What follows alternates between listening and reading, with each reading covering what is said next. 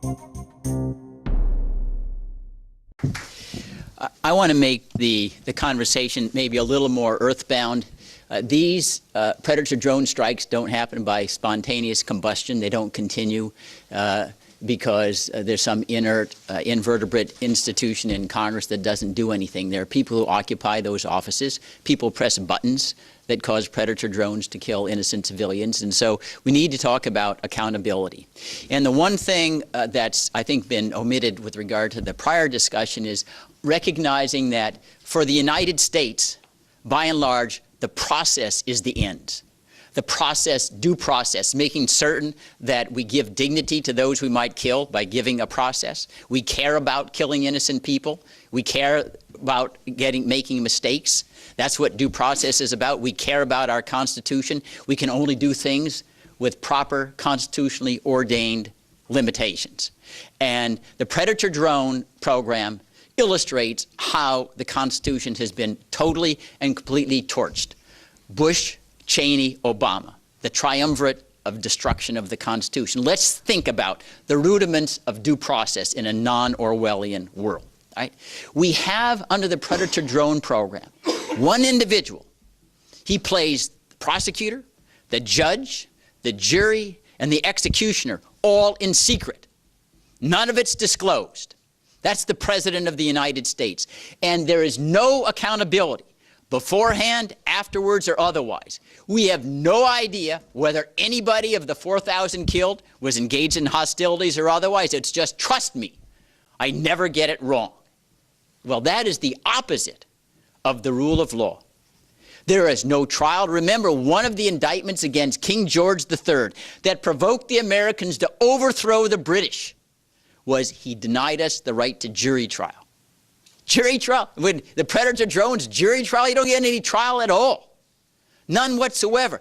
Due process, the recognition you get it wrong. Where is the check and balance? There's no congressional oversight. There are not even any written guidelines how you get on the list, how you get off the list. There's no judicial involvement before or after the fact.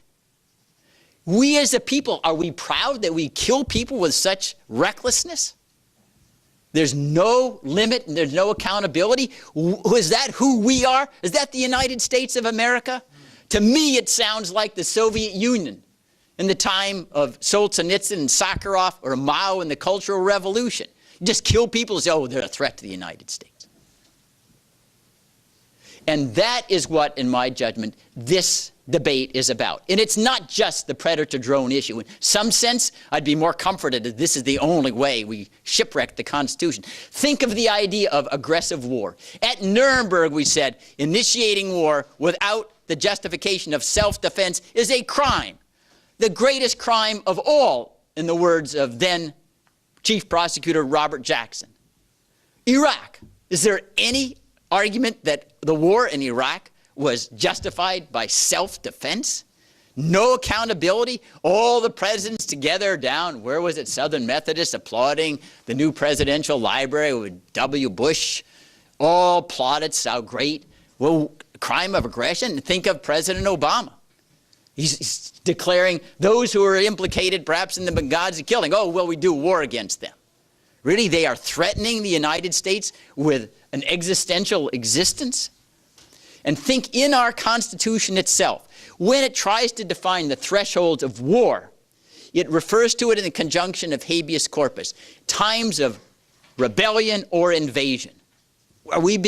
Is there no rebellion anymore? Appomattox Courthouse was over 100 years ago, right? Invasion? That's why the Supreme Court held in the Boumediene case, no, there is a right to habeas corpus.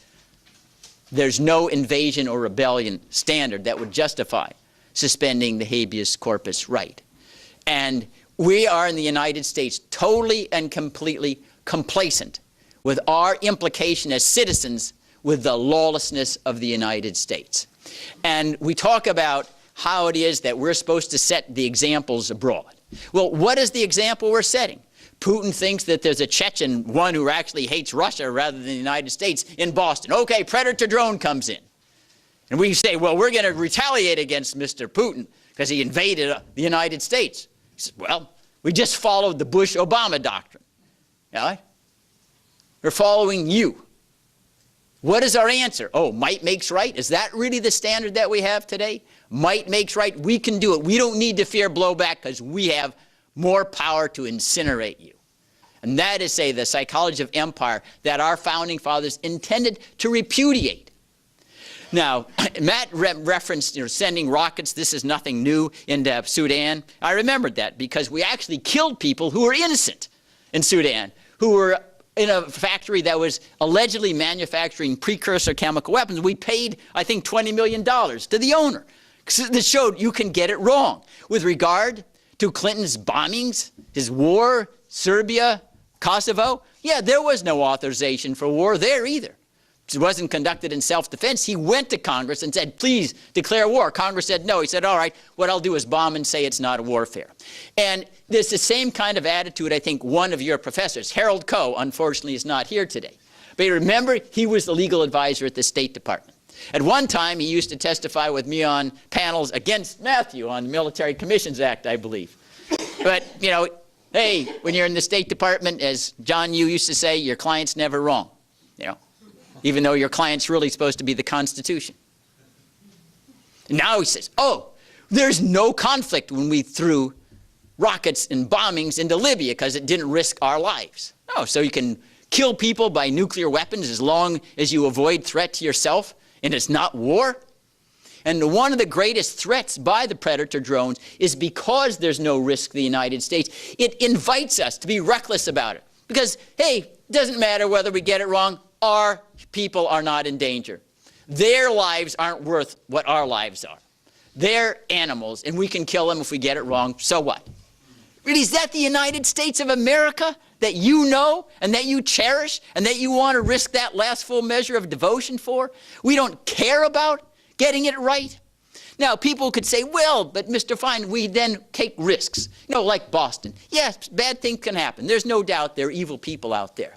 But the whole idea of a republic is we accept risks that other people don't want to accept. We must accept risks if we don't want to be reduced to vassalage. Because if you want to live in a risk-free existence, everybody gets detained. Because there is some tiny risk of some bad happening. And we need leaders, including you, to stand up and say, I would rather be free and accept some risk than have the government all-powerful, destroy all of our liberties, go around the world killing anything that in some future time can create a danger at the benefit of no risk. You don't want to live that kind of life. And lastly, it's entirely appropriate that this conversation occur in this law school. Law students, law professors, the legal community were endowed with the responsibility for playing Paul Revere when tyranny was on the horizon. Paul Revere is what your role is. Otherwise, you really shouldn't be lawyers because you know the legal violations. You know how once you tarnish the rule of law, there is no stopping point. Because as Justice Jackson said when he dissented in Korematsu, the law creates a principle that lies around like a loaded weapon, ready for any successor in office to be used for any reason. May well be you feel comfortable with Obama in the White House. There's going to be a Caligula in the White House at some time. And he will inherit all of these awesome authorities, all of them. No president has ever surrendered power back to the Congress or the American people. Never. And we need to be, and that is why the importance of drawing the line now, talking about the idea of impeachment. Impeachment used not to be a dirty word. You know, when Nixon had a third-rate burglary, he refused to respond to congressional subpoena. He covered up the Watergate crimes. That was an impeachable offense. Now it's like, oh, well, impeachment has been whited out of the Constitution. You remember Nancy Pelosi, brave, courageous Democrat after 2006. She becomes Speaker of the House, says impeachment's off the table. I whited it out, secret. She has amended the Constitution on her own. Because ultimately, ladies and gentlemen, the impeachment power is the only way that you can check a reckless president of the United States. That is what it was designed to accomplish. Ben Franklin explained at the Constitutional Convention, impeachment is the substitute for assassination to get rid of tyrants. That's what the power was about. And that, it's, oh, well, impeachment, it sounds like a coup d'etat. No, it's the civilized way in which you say somebody is an untrustworthy custodian of our liberties. You need to leave and have someone else who will subscribe to the rule of law. If that doesn't happen, my wager is 20 or 30 years, we will have a government in which virtually all power, by delegation or otherwise, will be exercised by the president, and we will be vassals and serfs. And the only way it will not happen if you make your life goal to thwart it.